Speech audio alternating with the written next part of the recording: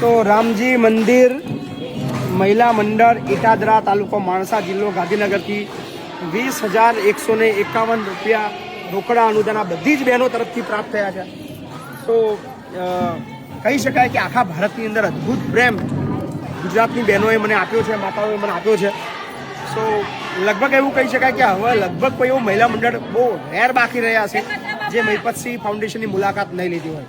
તો thank you, ખૂબ આભાર બધા બહેનોનો. બધા બહેનો વિડીયો જોવો છો? બધા. તો આ બી આનંદની વસ્તુ છે કે 5 વર્ષનું બાળક હોય કે 80-90 વર્ષના વડીલો હોય એ બધા જ આપણા વડીલો વિડીયો જુએ છે અને અદ્ભુત પ્રેમ પણ આપી રહ્યા છે. થેન્ક યુ, ખૂબ ખૂબ આભાર બધા. Thank you.